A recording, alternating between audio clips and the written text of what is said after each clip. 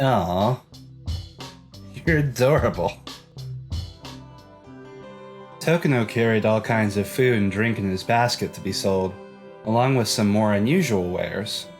Konoe pulled out a cume, dried fruits, and herbs. He put all these in a bowl and ground them together with a pestle. Oh, what's that? Konoe presented Tokino the bowl. Try some. This powder? I won't stop you if you want to lick from the bowl. Just kidding. Let's eat. Tokino picked up some of the admittedly unappetizing powder with his finger and licked it off. At first he looked stern, but his eyes suddenly sparkled. Oh, delicious. It tastes sweet and sour. Mixing the grass in gives it the sour taste. When you dry it like what you're eating now, the end result is surprisingly good. While he spoke, Konoe also gathered some with his fingers and licked it up. A somewhat sour taste spread through his mouth. Oh, grass and fruit mixed together? Never heard of that before. You know a lot, huh? Well, I occasionally try various things. Wink. Oh, I see. Talking about other things all the while, they ate. As usual, Tokino had plenty of interesting stories to share, but one topic in particular began to concern Konoe. Recently, monsters and demons seem to have appeared in the forest around Ransen. Oh, so there's monsters and kitties? Okay. Are you going home? Oh, no need to worry. There haven't been any reports of attacks. And since the stories have been passed between the peddlers, they've established some safe routes. Even so, it's best to be careful. Bandits might still appear. Even though Tokino was smiling, Konoe felt uneasy.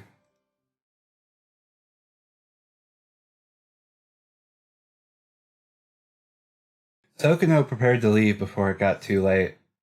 He was supposed to be leaving Karou before midnight. Well, a deal's a deal. Tokino handed Konoe 4 small red cumes before leaving the house. Hey, this is one too many. Oh, the last one is a gift from the heart, wink. Next time, I'll bring more.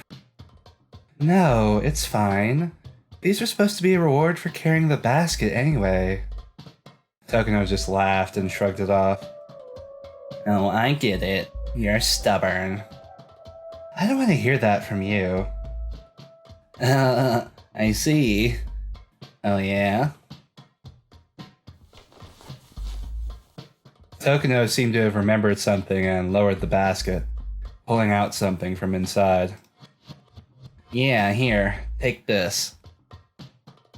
He held out a red flower known as Sekiyami? I don't know. Sekiyami. You like the scent of these, right? They just bloomed on the way over here, so I picked one. I don't really like them all that much. Soon. Konoe muttered and turned his face away, but his tail shook happily. Aww. Your tail doesn't lie. Here. Dere soon. Konoe took the flower reluctantly, and Tokino shouldered his basket again.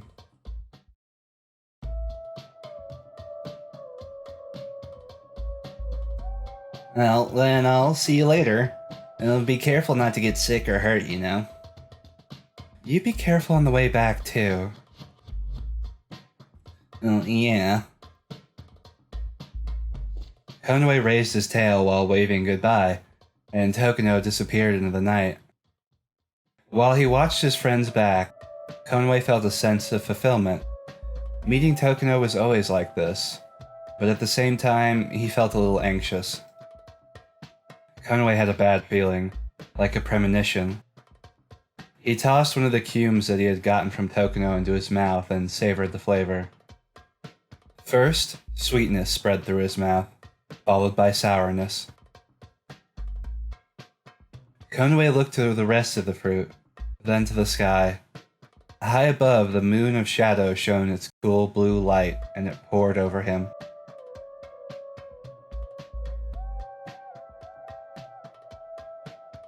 Konoe started to head back inside his house, but a light caught his eye.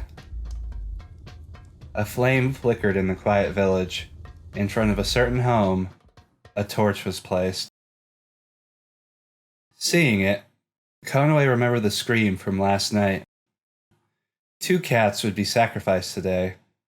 That was the house of one of the victims. It was the last resort for the cats who suffered from hunger because of the void. In the present situation, where food was not widespread, it wasn't unusual to see dead bodies. Under normal circumstances, corpses would be buried with respect. But the instinct to survive justified brutality, and that was how the cats of the village were now. For cats starving with hunger, a body was food. It was only flesh from which a soul had already left. However, it wasn't every day that someone died. If they ran out of corpses to eat, the next attack would be aimed at living bodies. The old cats were the first to go. Next were the women and children, who were weaker. Some time ago, Karou had fallen into this hellish nightmare. The number of females and children decreased dramatically. An epidemic had spread amongst the female cats. The sickness. The high emergence rate and mortality of the disease had led to a sharp decrease in their population. Now there was not even a single female in Karou. In order to manage the situation, the leader of Karou had made a decision. Every 3rd moon, or if starvation was severe enough, every 2nd moon, a sacrifice would be chosen. Out of necessity, the village chose a sacrificial cat in order to fill up the bellies of the cats. This was not something limited to just Karou. It seemed to be performed in other villages as well, but it was not mandatory to eat the sacrifice. A cat will eat what it wants to eat. The practice was worthy of disdain, and of course there were never any volunteers. Some cats couldn't take such a cruel decision and thought about fleeing the village. However, beyond the southern forest there was a high cliff, and the void consumed the forest to the north. It was difficult to leave the village, so everyone lived in fright, wondering if they would be the next sacrifice.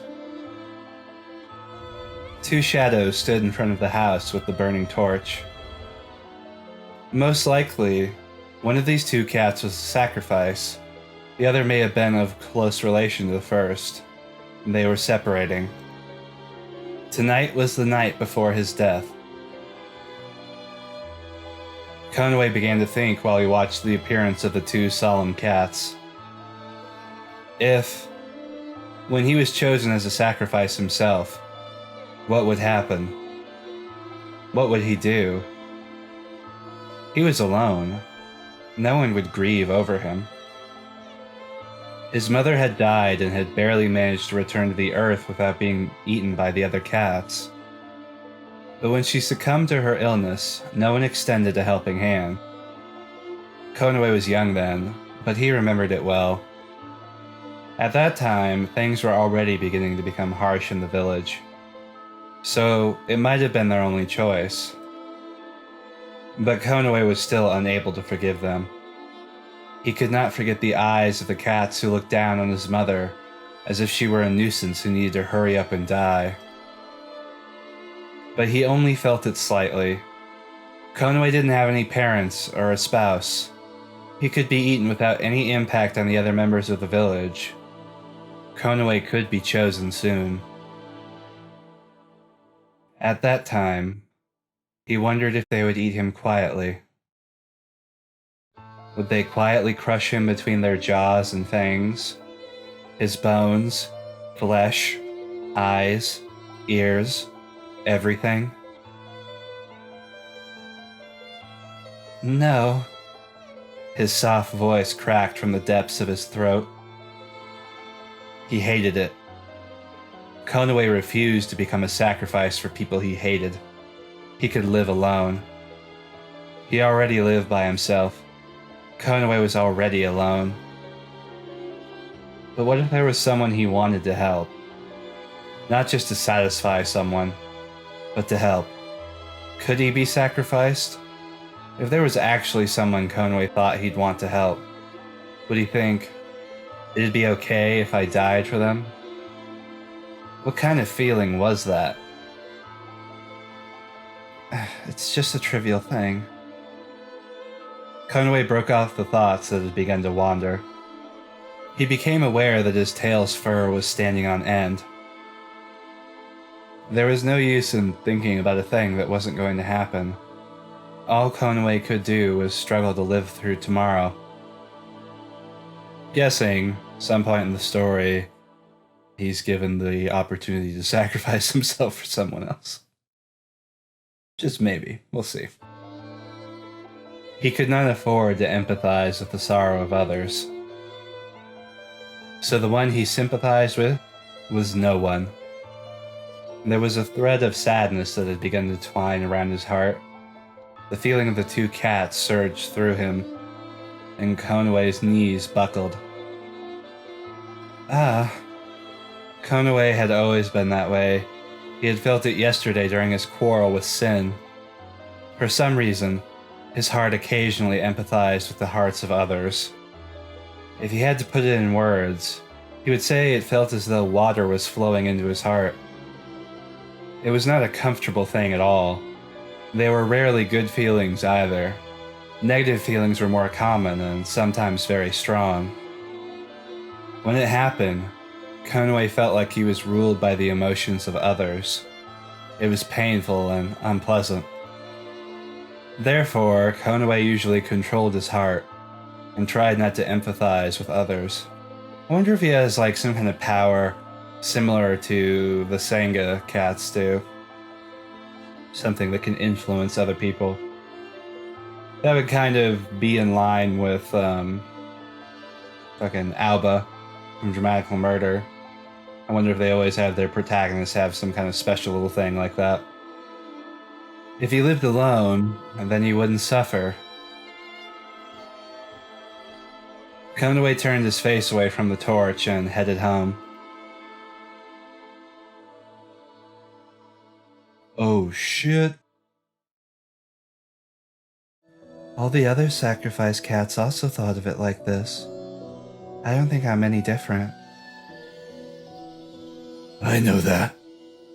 But still. Why?